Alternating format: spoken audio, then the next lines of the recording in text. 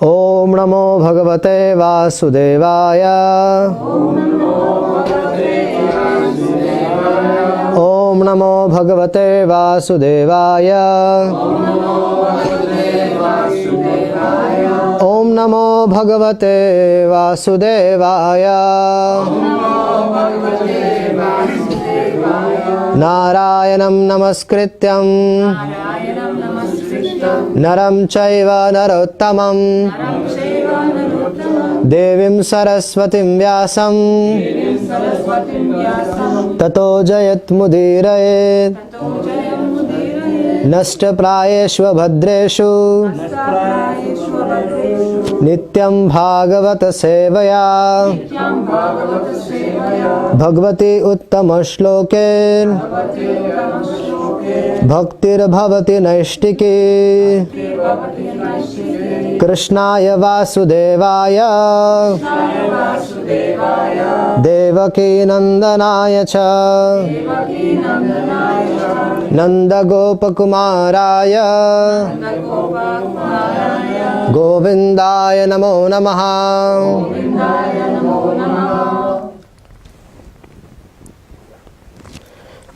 Om Jnanatimirandasya Jnananjanam Shalakaya Chakshurunmilitam Yena Tasmai Sri Gurave Namaha. Mukam Krati Vachalam Pangam Langayate Girim Yat Kripatamaham Vande Sri Gurum Dinataranam Paramananda Madhavam. Namo Vishnupadaya Krishna Prashtaya Bhutale Srimate Bhaktivedanta Swamine Namane. Namaste Saraswati Deve Gauravani Pracharane Nirvishesha Shunyavadhi Paschat Deshutarane. Jai Sri Krishna Chaitanya Prabhu Nityananda Shri Advaita Gadadhara Shivasadi Gaura Bhakta Vrinda. Hare Krishna Krishna Krishna Hare Hare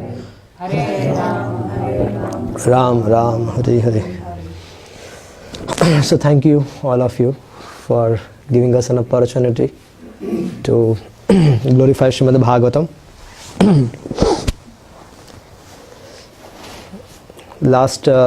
Last week, probably Saturday, Sunday, we presented the glories of Srimad Bhagavatam from the life of Maharaja Parikshit in ISKCON Manchester. So, Mataji, you attended? Also, you attended for one session. Sunday, yes. So you missed the first part. Yeah. So today we are going to summarize both, because Karshan Prabhu and Mataji, they didn't attend both the parts. So we'll summarize the whole thing in less than an hour. So we can understand the glories of Srimad Bhagavatam from life of Maharaj Parikshit. Actually, I was meditating on certain thing, that how difficult it was for Srila Prabhupada when he came here, when he was preaching initially. How difficult it was when he went to the USA, and he could have started this preaching movement in this cold weather, and what a big struggle it was. It is not easy.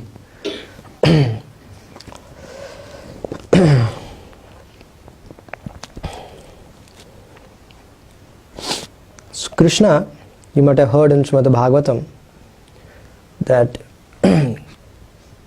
after the Kurukshetra war was over, Krishna was sitting on a chariot. He was about to depart for Dwarka. And Kunti Maharani, she was offering her prayers to Lord Krishna. We see in Srimad Bhagavatam first canto. She was offering various prayers. And just at that time, Ashwathama, who was siding on the side of Kauravas, he was still alive. So he directed 6 Brahmastras. Now this Brahmastra is a weapon which is more powerful than nuclear weapon. Because it has the potency, it has the strength of Lord Brahma in it. So he directed the 6 Brahmastras, 5 towards the Pandavas and 1 towards Maharaj Parikshit, who was still in the womb of his mother Uttara. So Pandavas, who were not ordinary personalities, they were capable enough of fighting with the whole of world single-handedly. Even Arjuna himself is capable of defeating the whole of Kauravas. He did that. He showed them in the battle of Virat. Arjuna was single-handedly able to defeat all of them. But at that very moment, the time span to react to the Brahmastra was very less. So it was very difficult for them to react to the situation. So they were helpless. Even though they were Pandavas, they were helpless. So Krishna protected them with the help of their Sudarshan Chakra. And Kunti Maharani was glorifying the Lord, and at that very time, at that very moment, Uttara came running towards Krishna, saying that Krishna, Krishna, Krishna, please protect this baby who is in my womb. This Brahmastra is trying to kill my baby. Let me die by this, but please protect my son. So she was praying in this way, and Krishna, who is known as Bhakta Vatsala, who loves to protect the devotees. Krishna loves protecting devotees. So he entered the womb of Uttara. Now not everybody saw this, but Pandavas certainly saw that. Kunti Maharani saw it, because Kunti Maharani is saying in her prayers. So she saw it, that Krishna is standing in front of her, but at the same time Krishna expands himself, and he enters the womb of mother, and he circumambulates the boy. Krishna was he was only thumb high. He was thumb high. And the Parikshit Maharaj was saying that Krishna was wearing yellow garments, and how Krishna was having Shankha, Chakra, Gada, Padma in his four hands, and he was having a helmet. He was having the Kaustuva mani. So this little boy in the womb of his mother, he was watching this thumb high gentleman who was trying to protect him from Brahmastra. And while Krishna was circumambulating him, Krishna was having two weapons. He was using two weapons at a time. One Sudarshan Chakra, and then he was also using his club. And he was using the club, and he was making this rolling star. When we use this फुलबाजी को क्या बोलते हैं यहाँ पे हम लोग? फुलबाजी होता है ना, दिवाली में हम लोग जलाते हैं फुलबाजी. हाँ?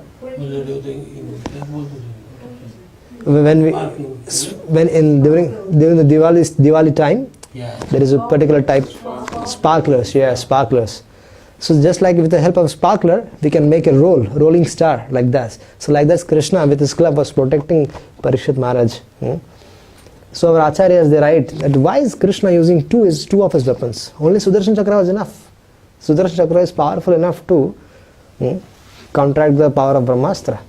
It already did for the Pandavas. So why was Krishna using two of the weapons? So Krishna wanted to make sure that if Sudarshan Chakra fails, the club should be there. Although it was never going to be failed, but still that was Krishna's mood. He was in that bhava, that he was so compassionate, and he wanted to protect his dear devotee Parikshit.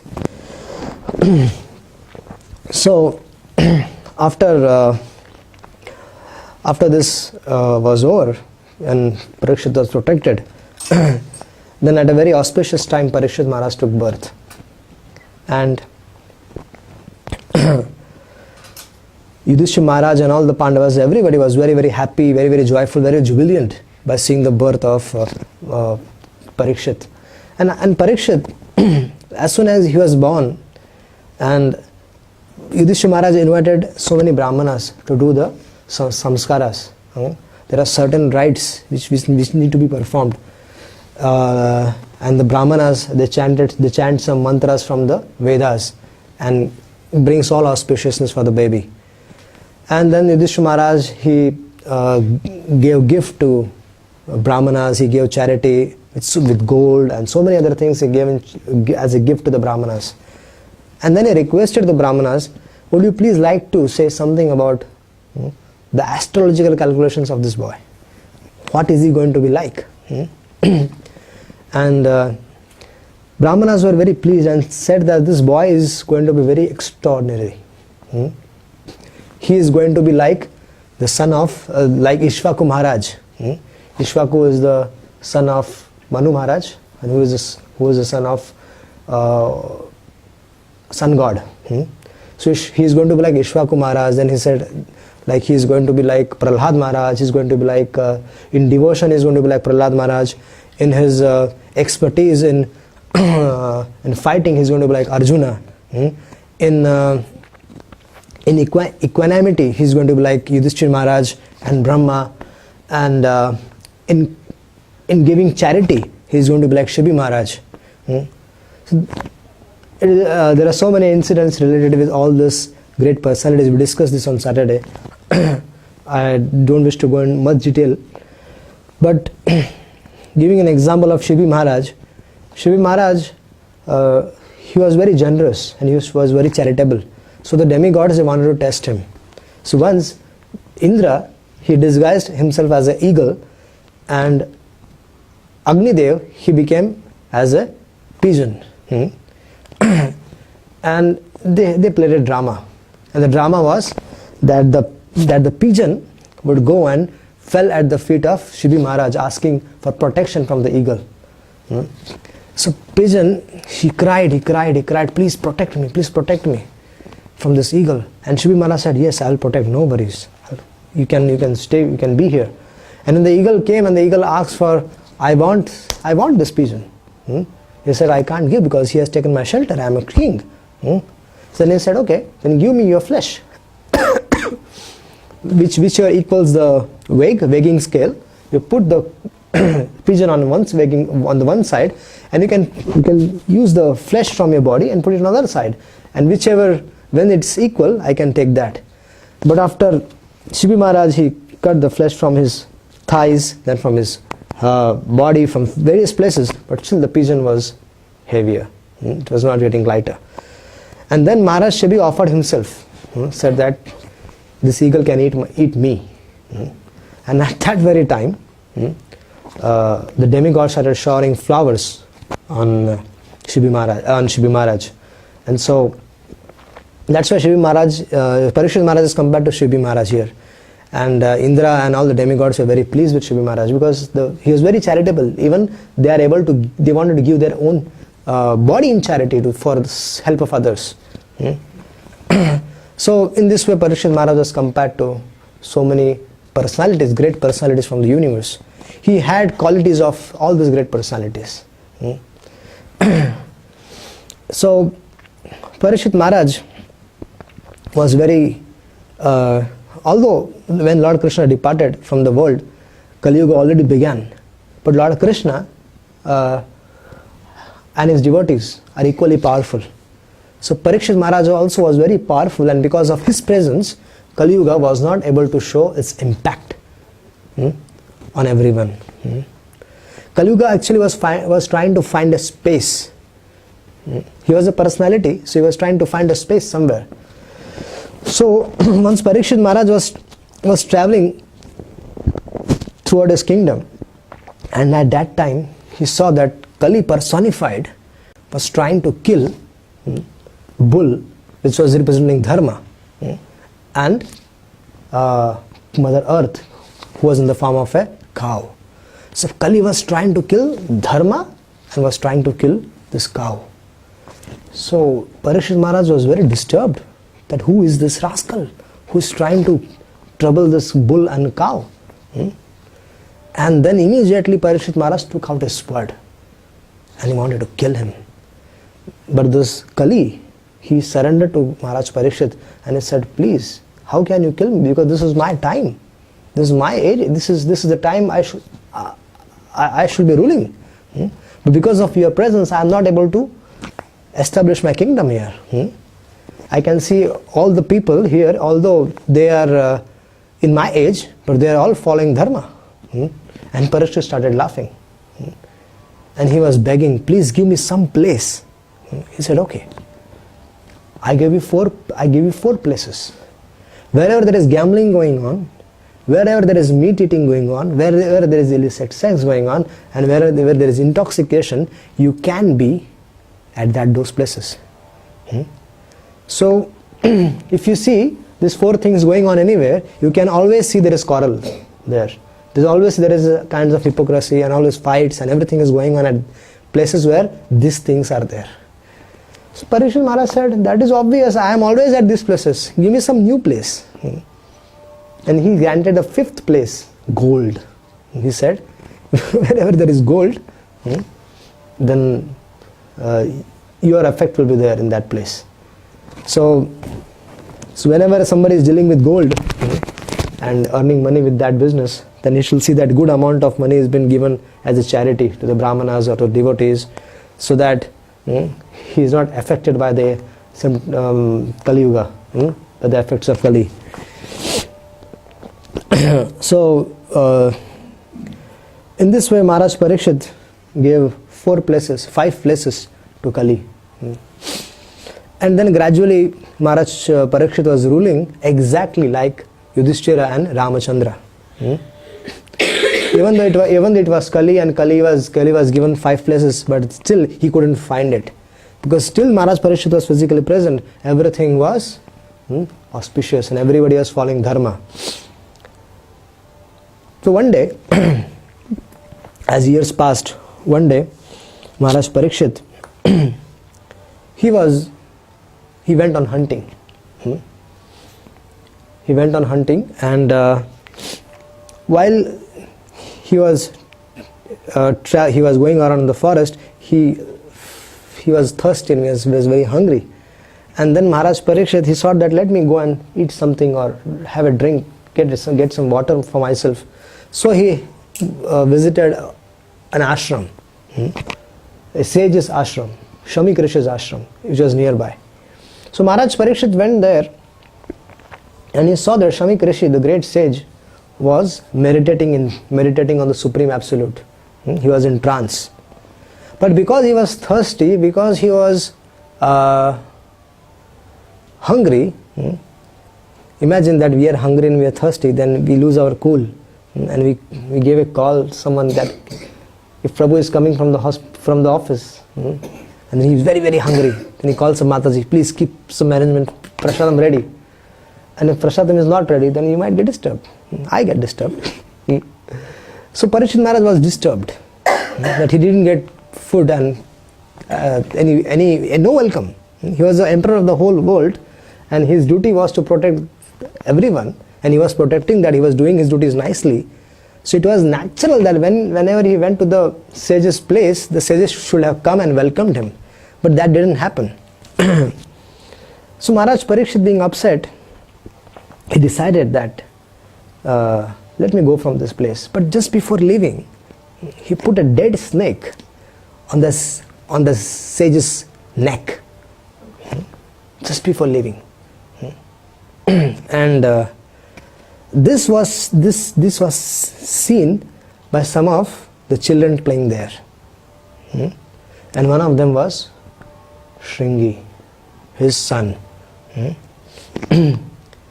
So Shringi, he got very upset, saying that how can Maharaj Parikshit do this to my father? He said that what does people think of themselves? That after Lord Krishna has departed from this planet, do they think that this Kshatriyas, the nonsense Kshatriyas, who are like watchdogs, they should come inside and eat with the master? In West it happens that the dogs eat with the master, but it is not like that. In Vedic system, the animals, people love animals, but they have a proper place. They don't dine with the master. So they are outside the house. Animals are kept outside the house, not inside the house. So Maharaj, this Shringi was very upset. He said that how can dogs like Maharaj Parikshit want to dine with my father? We are like Brahmanas, we are masters. So how did he want to do that? So he cursed Maharaj Parikshit that may he die in 7 days from the bite of a snake bird. So when Maharaj Parikshit was cursed like that, and this little boy became afraid that has he committed a mistake. So this little boy Shringi, he went running to his father. And he was crying, oh my dear father, please wake up, please wake up, please wake up. And his father came out from the trance. He said, what happened? And then he started, he narrated the whole story to his father. And then his father lamented, oh my God, what Hagrid did. Seeing that he said that personalities like Maharaj Parikshit are not ordinary. Imagine a person who was protected by Supreme Personality of Godhead at the time of his birth. How can he be ordinary? Then who has chastised the personified Kali, how can he be ordinary? So he said that if Maharaj Parikshit gives up his body, then all throughout the whole world there will be chaos, there will be thieves. Imagine there are no police in Chester. Just imagine, for 10 days there is no police in the Chester post. They all go on a leave. What will happen? Chaos. All the thieves will become hyperactive and they will loot all the banks and malls and everywhere. It will be in havoc. So his father started chastising Shringi and saying that you committed a big sinful activity, and the result of all this will come to us. The blame will be coming to us because we curse Maharaj Parikshit. Maharaj Parikshit's offense was insignificant. That yes, when he comes to our house, it is obvious that we should have welcomed him. When a guest comes to our house, it is obvious that we should give him some good food, some water, or if not, at least sweet words. But we didn't do that. It is our mistake.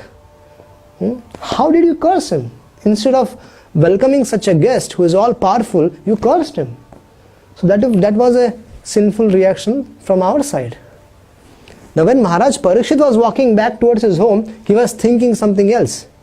He was thinking that when he went to the ashram of Shamik Rishi, he had a doubt whether this Shamik Rishi, is he performing tapasya, actual tapasya, or is just pretending that he wants to avoid me.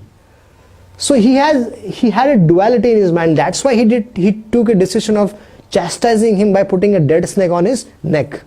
But then while going back, Maharaj Parikshit started thinking that if I am wrong and this person Shamik Rishi was actually in trance, that means I have committed a great offense. We have committed a great mistake. So Maharaj Parikshit, he started praying to Supreme Personality of Godhead Shri Krishna. Oh my dear Lord, that please, let biggest of the calamity come on me. Let all my wealth, let all my positions, posts and everything go away. And let I get the punishment, let me get the reactions of my offense immediately, as soon as possible. Because in future births, he was saying that in my future births, I shall not commit this offense again. So Maharaj Parikshit was thinking like that. So this is all we have to learn from this Srimad Bhagavatam, from this incidents from the life of these great personalities. That how do they react when they commit such mistakes against the Vaishnavas? This is how their mood should be. But we are not like that. We take Vaishnavas very cheaply. We take very lightly. But Vaishnavas are very great. The devotees of the Lord are very, very great. Because they have the biggest thing which they have done in their life is they have surrendered to Supreme Lord. So Vaishnavas are very, very important persons on the planet. They are not ordinary. So they have to be treated with all respects. They have to be given utmost respects. Utmost care has to be taken. Even they might be behaving whimsically a little bit, but still we should offer, from our side, we should offer all respects to them. Because they are devotees. Which are very few. How many people in UK are practicing Krishna consciousness? Very few. Very few. And amongst us also, if we don't respect them, Krishna won't be pleased with us. Holy name won't grant us the effect of chanting holy name, its result. We won't understand Bhagavatam. Krishna won't be pleased with us. So one has to be very, very careful. So here Maharaj Parikshit is praying that because of the opulence of this kingly opulence, because I am a king, and that was in my head that I am a king, I'm the emperor of the whole world, and because of that I have committed this offense. So let that kingdom go away. And as he was praying this, and he reached his kingdom, and he was waiting for Lord's arrangement. And there, a disciple of Shamik Rishi, Gaurmukha, he comes and informs Maharaj Parikshit, "Oh my dear Maharaj Parikshit, O king, our master has offered his obeisances unto your lotus feet, and he has begged forgiveness for this heinous act committed by our master's son, Shringi.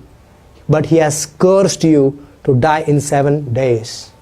And our master, Shamik Rishi, has informed you that you should perform Satkarma, the activity by which you can attain perfection in the next 7 days. You have only 7 days with you." And Parikshit Maharaj, the emperor of the whole world, who had all the opulences with him, he was happy to hear this news. If you come to know that all your house will be taken away, everything will be taken away, we'll be very afraid. But Maharaj Parikshit was not in that situation. Maharaj Parikshit was very happy, because he knew that he has committed an offense against a sage, and now by doing this atonement, he won't have to suffer in the future. So he was thinking this is good for him. So Maharaj Parikshit, he gave up his kingdom to his son, and he started walking. He dressed himself as a sage, and he started walking on the bank of Ganges. And as soon as Maharaj Parikshit was walking on the bank of Ganges, this news of Maharaj Parikshit being cursed and that he is going to die in next 7 days reached worldwide. Throughout all the planetary system, it was circulated. How? The sages. The sages, they had power. Right now, if I have to call India, I can call. There is no connection from here to India, but we can't see the connection, right? But still, we can make a call to India right now. Similarly, those times, the sages used to have this strength by which they used to communicate via mind with each other. And this is how they communicated the message that Parikshit Maharaj is on a verge of leaving his body. He has only 7 days left with him. So all these great sages from all the universes, all the Rajarshis, all the Brahmarshis, all the Devarshis, all the kings, they all came and gathered there on the bank of Ganges, where Parikshit Maharaj was fasting until his death. He took a vow that because of my eating, because of this hunger and thirst, I committed offense against a sadhu. So let me not eat anything, nor drink anything till I die. And he sat there. And all the sages, they gathered there. They all assembled there. And Maharaj Parikshit bowed down to them. He bowed down to them and he welcomed them. And he said to them that what a great fortune. The Kshatriyas, we are always engaged in the activities of sense gratification. And you sadhus, you sages, great sages, you always abandon us because we don't talk about Krishna. But see my fortune that you have all come. Now I'm on the verge of dying, and you have come to say goodbye to me. I mean, you're here for me, so I'm very thankful to you. So all these sages, they said that Parikshit Maharaj, it is very obvious that when you heard about your imminent death, you gave up all your kingdom, because you are the follower of Lord Shri Krishna, you are a devotee. So it is natural for you that you will behave like this. So my dear Parikshit, do not worry. Till you give up your body, we all sages will stay here. And we will see by that, we will give all our good wishes, will all our blessings. You will attain the supreme destination. We will stay here and will watch you're living a next 7 days, all the sages, they gave up their everything and they were sitting on the bank of Ganges with Maharaj Parikshit. Wow. So this is how we have to be compassionate also. When somebody is about to, when some devotee is about to leave his body, then we should make an effort to help him. To help him. We should, yes, it will take us a pain to give up our household activities, but we should help him. Go and help him, read Bhagavatam for him, and help him cross this material ocean, material existence. If you can do that, then Krishna will arrange for us also. But this is what we want at the time of death, association of devotees who will be helping us to remember Krishna. So Maharaj Parikshit, he asked 2 questions to all these great sages. He said that which is that activity. Now Parikshit Maharaj, he had no tension of kingdom, ruling the kingdom, no problems here and there. He was free. And now he was completely focusing on one destination, how to reach the spiritual planet. So he was asking the sages, which is that activity which one always has to perform? And which is that activity one has to perform, especially when one is going to die in next 7 days. So please help me. So all these great sages, not everybody was devotee there. Even Veda Vyas was there, Narada was there, Parshuram was there with his disciple, Vishwamitra Muni, Devala, Asita, and Kashyap Rishi, and everybody, all these great sages were there, and they were discussing among themselves. What is it? What is it? 7 days, how can one attain perfection? So they were discussing among themselves. Ishta Goshti began. So Ishta Goshti means the devotees should come, the managers should come together and they should discuss how can we propagate the message of Lord Krishna. This is the duties of the manager. When they have meetings, the meetings should be for this purpose. The meeting should be not for removing this devotee from this place, putting him there, from putting him there. No, the discussion should be how should we help this movement, Sankirtan movement spread. But what are we discussing? How to remove this devotee from this place, how to put him here, how to put him there. This is our discussion. You are devotees. And we, instead of engaging others in Krishna's service, we don't do that. Sad story. This is what we do. But here the sages are discussing about, what are they discussing about? They're discussing about how should they help Parikshit Maharaj, what is the way, so that Parikshit Maharaj can attain the supreme destination. And this is all we have to do. When we have to come together, we have to discuss how we can help others outside to become Krishna conscious. This should be our discussion for. This should be our discussion forum for. Meetings should be for that purpose. And then as the discussion was going on, Vyasanandana, Shukadeva Goswami, the 16-year-old boy, appears there on the scene. He comes there. And as soon as Shukadeva Goswami appears on the scene, all these great personalities who were thousands and thousands of years old, they stood up in great respect, seeing Maharaj Parikshit. So seeing Shukadeva Goswami, Vyasanandana Shukadeva Goswami. Even Vyasadev himself stood up. Narada Muni himself stood up. Because they all knew that darshan of a Mahabhagavat like Shukadeva Goswami is not ordinary. And they all said to Maharaj Parikshit, Maharaj Parikshit, that is your answer.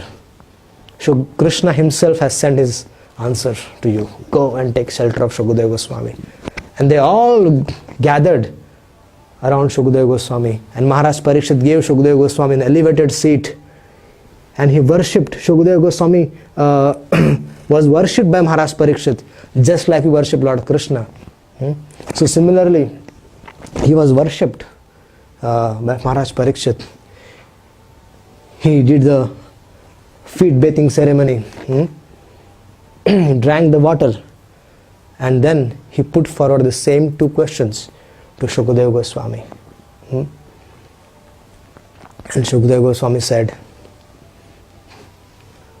Srimad Bhagavatam, Maharaj Parikshit. Srimad Bhagavatam is the answer. Please sit.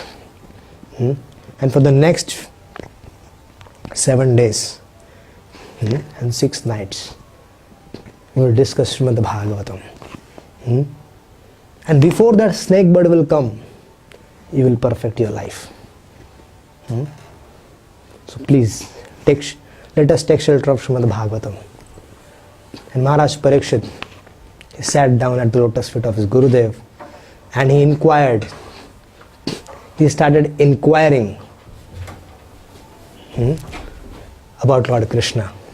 And then Shukadeva Goswami begins to speak from the 2nd canto.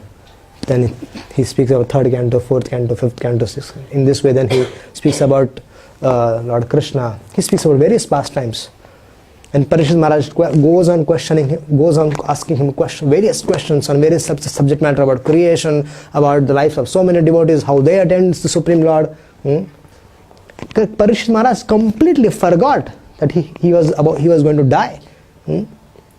Sometimes in the middle of the discussion, Shukadeva Goswami used to ask Parikshit Maharaj, "Are you hungry?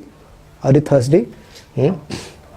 Then he said, "No, I'm not hungry, I'm not thirsty. This Krishna Kathamrit which you are helping me to drink, this is what I wanted always. Thank you very much. So please continue. I want to hear more and more and more." So then he spoke about 10th canto and then 11th canto. In this way, Maharaj Parikshit heard the entire Srimad Bhagavatam in 7 days and 6 nights. Day and night business was going on. And then on the final day,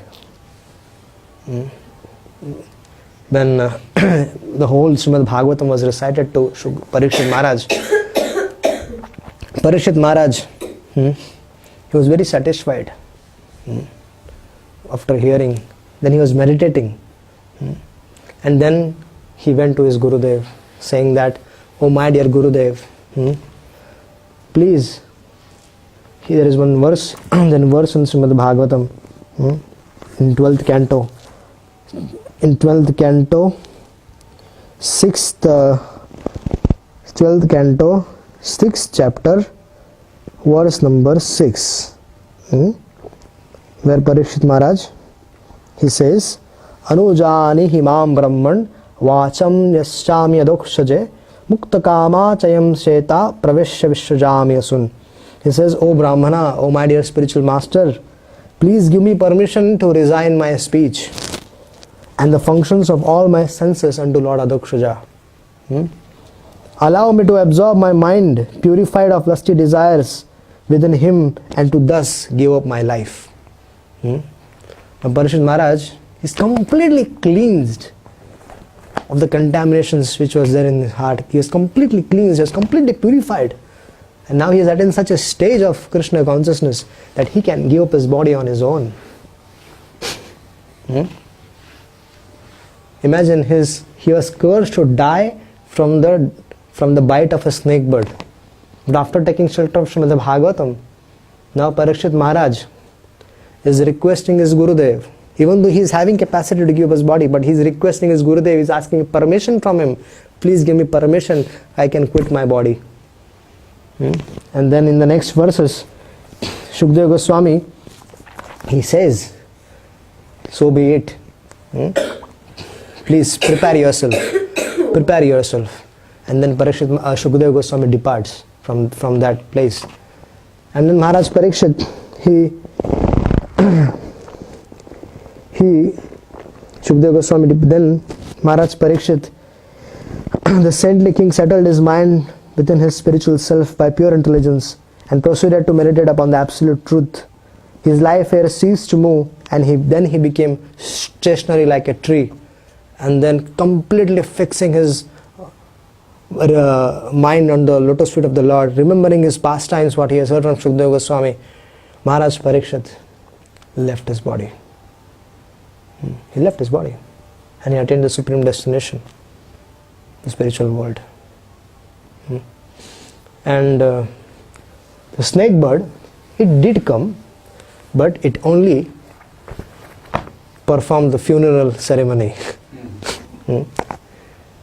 Like when somebody dies, in Vedic there is a custom that fire is given to the dead body. So snake bird Takshaka, it did come, and it burned the dead body of Maharaj Parikshit. Maharaj Parikshit has already attained the supreme destination. So we also have a certain time destined for us. When are we going to die? It can be 7 days, it can be 20 days, it can be 1 month, it can be any of the day from Sunday, Saturday, Monday, Tuesday, Wednesday. It is going to be one of those days. So we can also say that we are also going to die in one of the 7 days.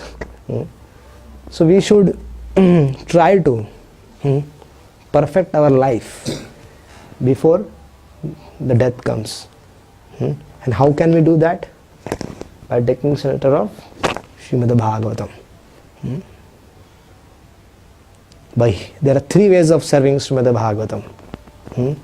First is by hearing about them, hearing from people whose life is Bhagavatam. That is very important. Because Bhagavatam classes, Bhagavatam has to be spoken. And who will speak Bhagavatam in those Bhagavatam classes? Who have read Bhagavatam, who understood Bhagavatam, they will speak Bhagavatam. So we have to hear from the Bhagavatam from people whose life is Bhagavatam. Then we have to read Srimad Bhagavatam every day. And when you read every day, with the commentaries of His Divine Grace Sri Bhaktivedanta Swami Srila Prabhupada, everything is there in those commentaries. So then you will have questions. When you have questions from Bhagavatam, Bhagavatam means there is full of question answers. So when you read also, you will get questions. Then you can always write to some senior devotees, sadhus, and inquire from them, what is the answer for this question. In this way, your inquisitiveness will increase. This is Atato Brahma Jigyasa. And then we should speak in the assembly of Vaishnavas. So this is the way by which we can take shelter of Srimad Bhagavatam. 3 ways of taking shelter of Srimad Bhagavatam. Hearing about it, reading it, and speaking about it. Speaking in the assembly of Vaishnavas. So if we simply do this thing every day, we can also perfect our life before the death comes. This is very simple and easy way given to us. This Srimad Bhagavatam is not different than Krishna. When Krishna was about to depart for his planet, at that time Uddhava, in Prabhas Kshetra, he comes to Lord Krishna and he begs him, Oh Lord Krishna, please do not leave. If you leave, Kali Yuga will manifest. And then because of the effect of Kali, everybody will forget you and they will only take shelter of activities of sense enjoyment. So please don't go. Uddhava was saying to Lord Krishna. Lord Krishna said, no, I have to go. Time's up. I cannot be here for long. I have to go. But Lord Krishna said, I will give you one solution. I will be present myself in the form of Srimad Bhagavatam. Kalau nastam mrshadesha puranarko adhunoditaha. So the sun-like Bhagavatam has appeared only for the people of age of Kali. People, when we read Srimad Bhagavatam, in the Srimad Bhagavatam we have commentaries, we have some incidences from various other ages, various yugas. But we have to understand that these are presented in a way which are meant especially for the people of Kali. The conclusions are for this people of age of Kali. So that devotees, it is for us, this people in the age of Kali. So Shukdev Goswami spoke this Srimad Bhagavatam especially for people of Kali Yuga. So we should try our best to take shelter of Srimad Bhagavatam and perfect our life. Thank you very, very much. Hare Krishna. Any questions? Any questions? What is the greatest significance of Parikshit's appearance and disappearance? Apart from his own, apart from himself, has he got a greater significance? Was it the beginning of the Kali Yuga? Or I didn't get your question, Prabhuji. What is the greatest significance of Parikshit's appearance? Like a higher purpose, other than his own salvation. He was in the line of Pandavas.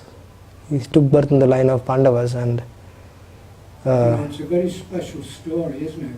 Yeah. And the whole Bhagavatam is based on his story, you know? Yeah. So was that all enacted for the benefit of us? Yes. Generations? Yes. Yes. It was enacted to show us the glories of Bhagavatam. How Bhagavatam is powerful. How it can give self-realization like this. Is the demise, the death of Parikshit in the Bhagavatam? Yes. Which canto is it? 12th canto. The 12th canto. 6th chapter. Right. Maharaja Parikshit passes away.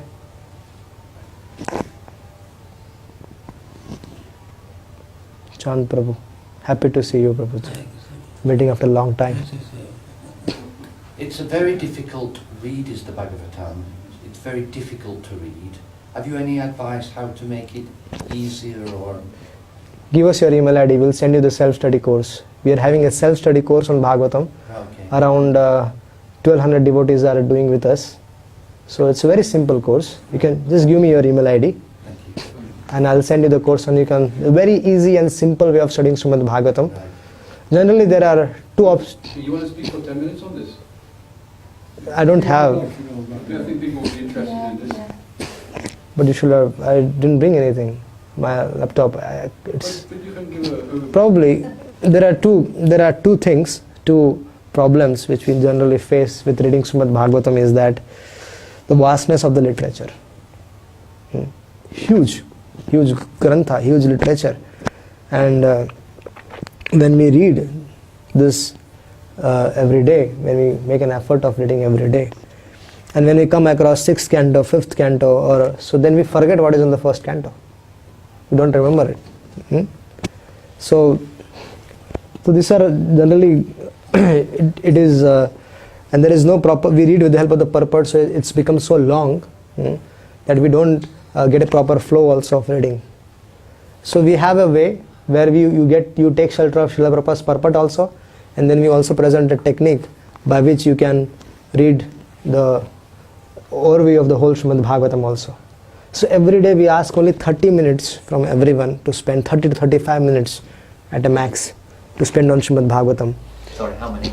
35 minutes 35 minutes max. maximum. Yeah. And if you follow our technique, in a year's time, you will have completed the overview of the entire Srimad Bhagavatam, and also you would have crossed a certain reading of few purports, few hundred purports. So we have a simple technique. Give us your email IDs, and it's when we send you email course by email, it is we have a cover letter with that, and we are giving you some attachment. An attachment has certain files which you need to take print out. So you use Srila Prabhupada's purport and you use our printouts. So this 2 ways, 15 minutes you have to spend on our printouts, which we ask you to take, and then 15 minutes you have to spend on Srila Prabhupada's purport. In this way, half an hour every day, you can read Srimad Bhagavatam. And this will help you take your understanding, realization of Srimad Bhagavatam to a very, very different level after 6 months. How many years will it take you to get through the whole Bhagavatam? You'll find out.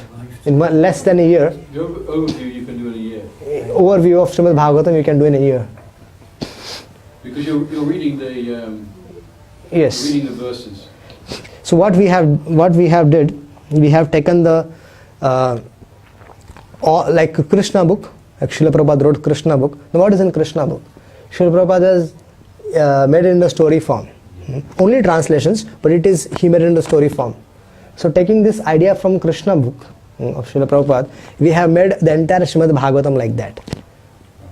We have put all the verses of Srimad Bhagavatam in form of a book, and we have made it into paragraph forms. Like we have paragraph in Krishna book, like a story, so that when you read this Srimad Bhagavatam, which we have compiled from the translations, it will be also like a story. So what we do is we ask devotees to read 15 minutes. We ask them to read one chapter. In 15 to 20 minutes you can read the one chapter of Srimad Bhagavatam. Only translations. So that gives you the overview of the chapter. And plus you are reading a verse with purport from the Bhagavatam. Next day you read the second chapter of Bhagavatam and you read the second verse of the first chapter. Third day you read the third chapter of the Srimad Bhagavatam, the overview, only translations. So what we are going to send you by mail is this file, PDF file. You need to take printout. It has 931 pages. You take a printout, make it into 5 books, 2 cantos each book. So first 2 cantos can be in one book, second 2 cantos can be in one book, 6th canto can be in 5th and 6th canto can be in one book, 7th and 8th canto can be in one book. So let it divide into form of books, different books, and then so that it's easy to read and easy to carry also wherever you want. So we use this technique of reading. So what happens, in a short span of time you get an overview of the chapter, overview of a canto, and also overview of the whole Srimad Bhagavatam. So this way the devotees, they can read the whole Srimad Bhagavatam like reading Krishna book, and also we recommend them to read Srila Prabhupada's purport. So after a year, if you spend half an hour every day, after 1 year you could have completed the entire Srimad Bhagavatam with the translation technique, and you could have also completed 335 verses with purport. So 336th verse, you can start, when you start the 336th verse, you can again start the Bhagavatam, because Srimad Bhagavatam has 335 chapters. So you can start the Srimad Bhagavatam from the first canto, first chapter, reading only the translations. No, not done it, And it's free of cost. We are giving all this material absolutely free. Don't charge from anyone. So you can give us your email ID, and by tomorrow or day after you'll get it. So many sannyasis, so many senior devotees, they have taken this course and they are reading it and they are finding it very, very effective, and especially in their preaching. Because when they are giving classes, they can cite examples from Bhagavatam. Because they have read Bhagavatam, they know what is in the Bhagavatam, so it becomes easy for them to cite examples from the Bhagavatam. See, Mayapur, they were saying, none of you are reading the Bhagavatam enough. We said we're not reading it enough, so that would be a good help. Yes. You have their email IDs, Prabhuji, everyone's email IDs? I think so, yeah. Okay. Any other questions from today's class, today's discussion? Good opportunity, so if you do have something, please ask while we can. You mentioned gold at the beginning. Is it unwise to keep gold, instead of currency, as a currency? Because there's so many problems with currency. Does it not mean money, Alan? Does it not just mean money? Currency, money, is in a dangerous position. It could be debased, very easily. But gold cannot be debased. Or is it unwise to, in view of what you said, a cow occupies the place of gold? Does that mean we'd be putting ourselves in danger, having gold in our possession? It says that's why the devotees, they don't wear anything about gold. They are so simple. They wear only kanti. So they are actually free from all these effects. The only thing if the devotees are getting affected is because of Vaishnava Prad. If they don't do that, then they will be premi bhaktas. Everyone will be premi bhaktas. So it is better if we can avoid having gold and use digital currency.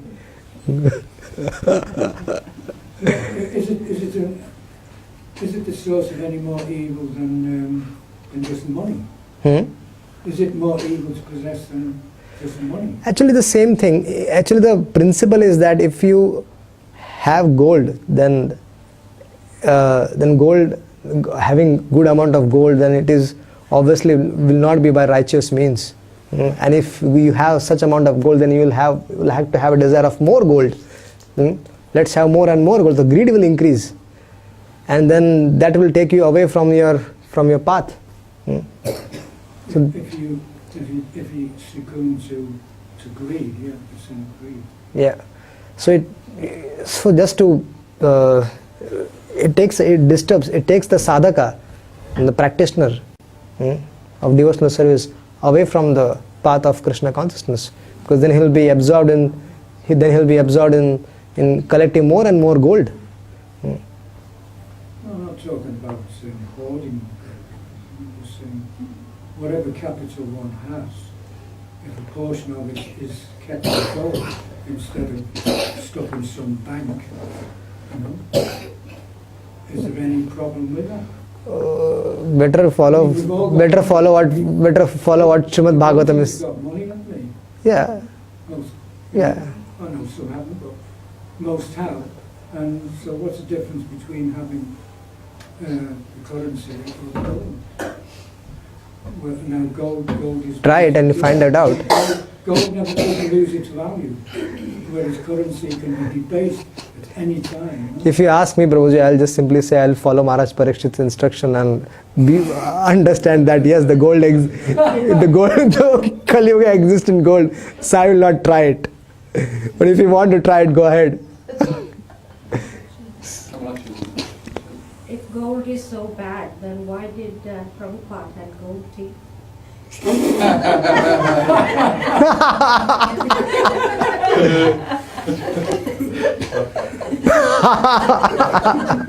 people are gold teeth.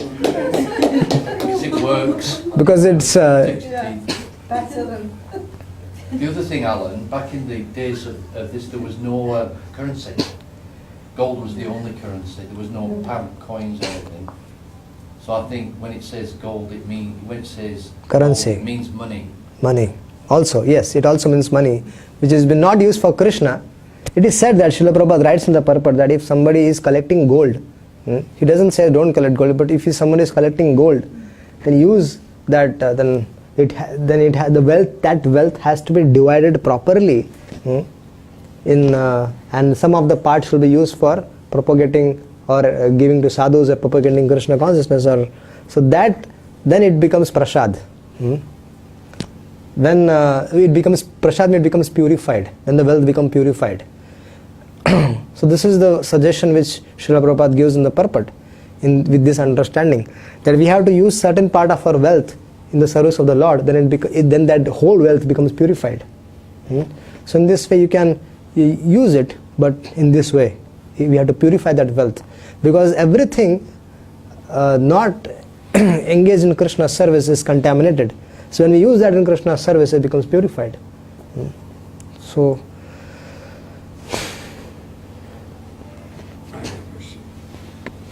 about Bhagavatam, because I read recently a book, Easy Journey to Other Planets, and Srila Prabhupada said there are certain yogis performing activities to go to certain spiritual planet.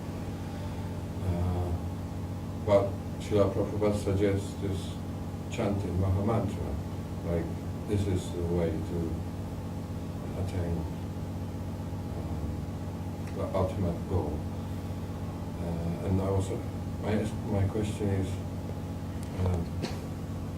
do we need to die to attain spiritual planets, or it's like during chanting, it's like in dual mind, you are here and there at the same time?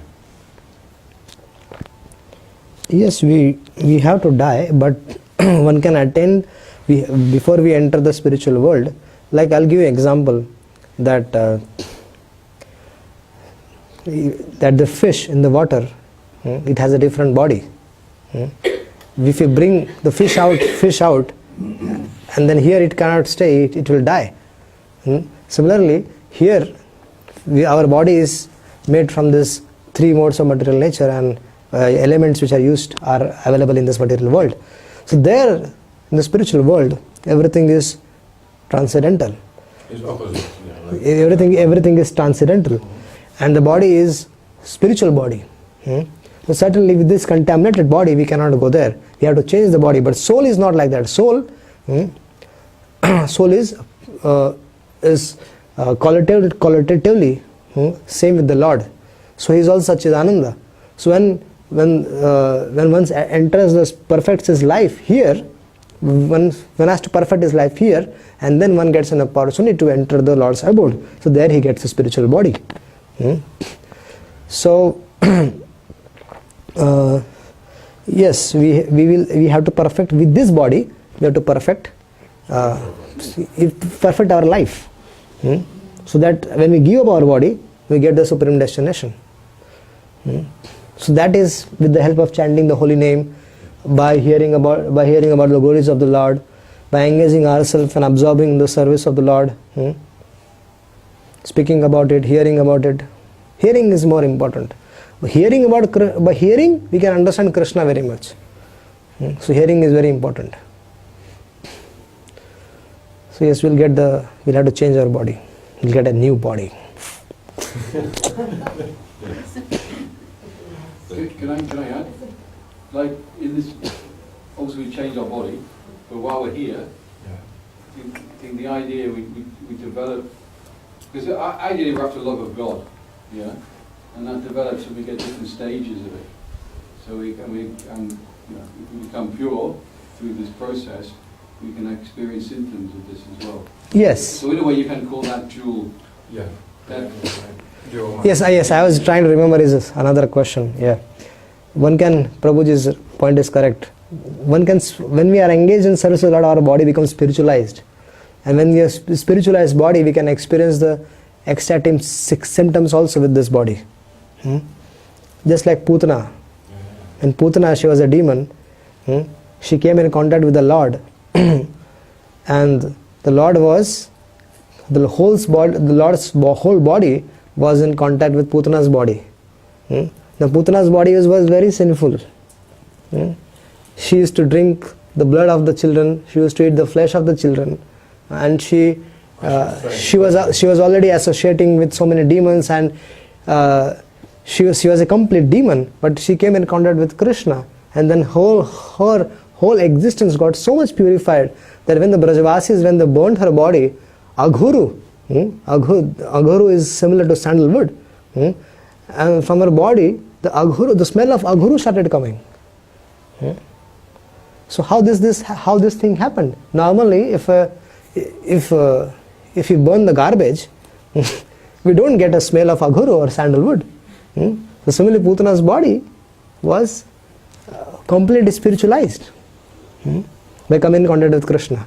Similarly, when we engage ourselves in the service of the Lord, always, like especially deity worship, when you are serving the deities, then we are coming in contact with the Lord. We are touching the Lord.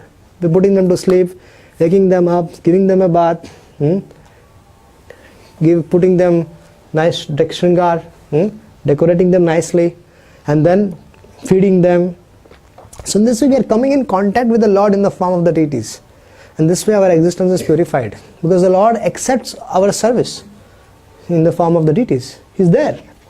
Because we cannot see the Lord, because we cannot see the Lord with our contaminated eyes, the Lord has mercifully appeared in the form of the deities. And so when we serve the Lord, certainly our existence becomes purified. We come in contact, and gradually when we are purified, we develop a relationship with the same deities. And that service which is going here will continue in the spiritual world. Same service will go on. I noticed that in some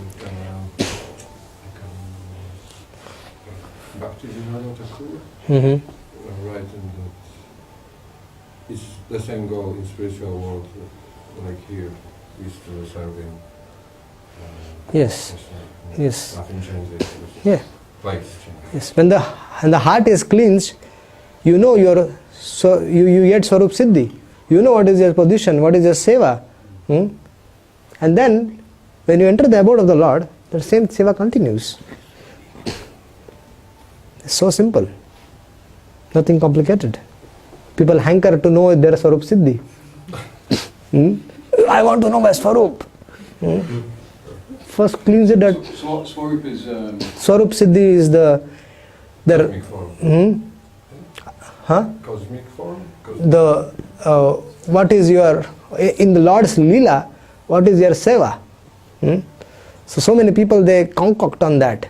Swarup Siddhi. But Swarup Siddhi will be gradually known to you when your heart is purified. Like your eternal occupation. Yes. So we have this one here, this material body, but through the purification process we understand our spiritual form. We have a spiritual form which has a spiritual identity, and a spiritual occupation that we've always had. It's actually eternal occupation, but this is just temporary. Naimittika Dharma. Chaiva Dharma. I know where he's speaking from. Any other questions?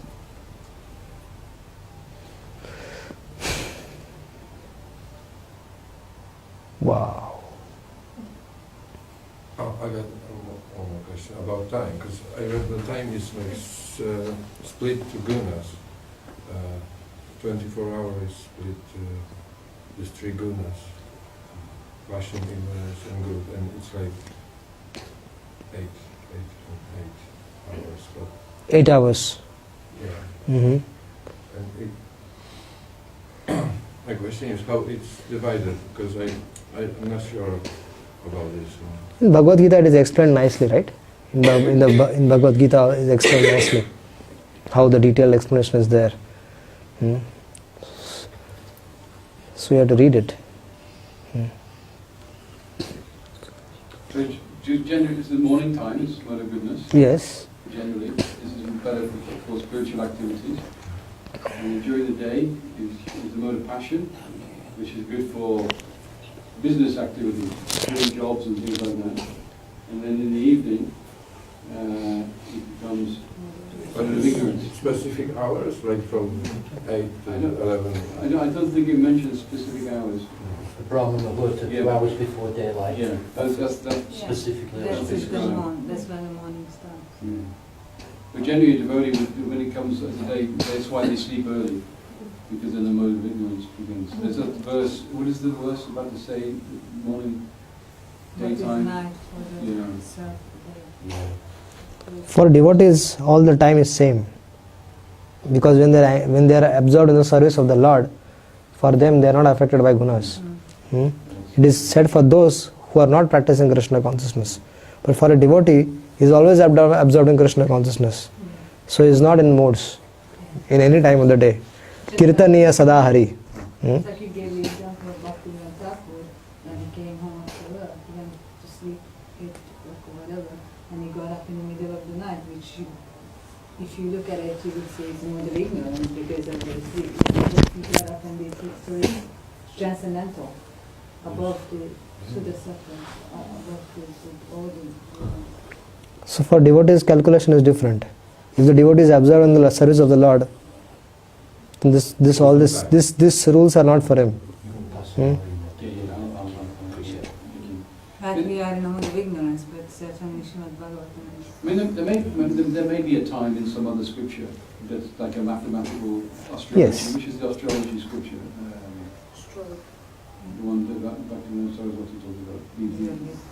But anyway, there's other ones. In Bhagavad Gita, Prabhupada's in purports, you can find this detailed explanation. It doesn't go into time, it explains the modes, Yeah. but not the time. Yeah. But if there is something that would probably explain that. I'm quite flexible, so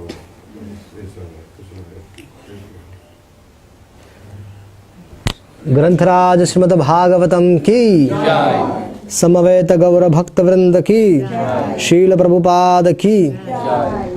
Bhaktivinoda Prabhu ki.